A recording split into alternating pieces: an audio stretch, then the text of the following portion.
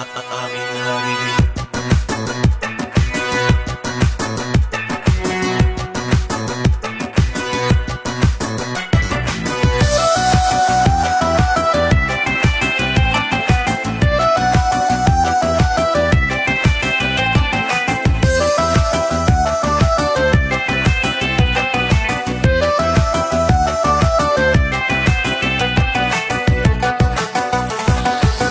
توی اون کوچه تاریک که دستامو گرفتی داشتم از شدت خوشحالی میمردم.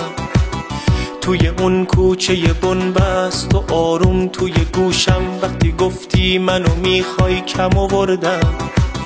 توی اون کوچه خلوت که تنها شده بودیم قصه هیچی و با تو نمیخوردم.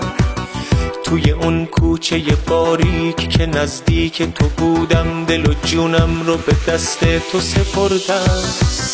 منو مدیون خودت کردی که عشق من شدی همدمم عزیز مهربون من شدی. منو مدیون خودت کردی که موندی پیش من همه چیز من شدی تو قلب و جون من شدی. منو مدیون خودت کردی که عشق من شدی همدمم عزیز مهربون من شدی. منو مدیون خودت کردی که موندی پیش من همه چیز من شدی تو قلب و جون من شدی.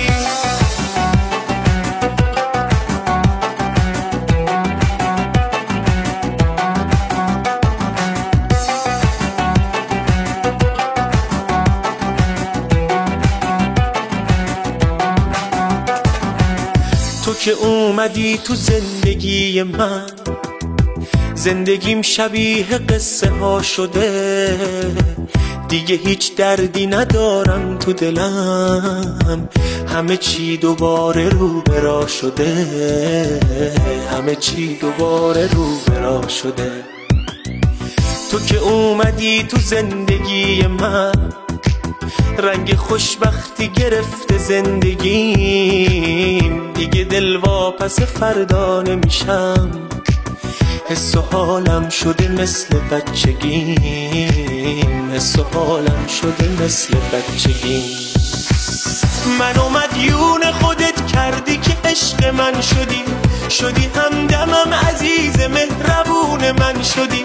منو مدیون خودت کردی که موندی پیش من همه چیز من شدی تو قلب و جون من شدی. منو مدیون خودت کردی که عشق من شدی همدمم عزیز مهربون من شدی. منو مدیون خودت کردی که موندی پیش من همه چیز من شدی تو قلب و جون من شدی.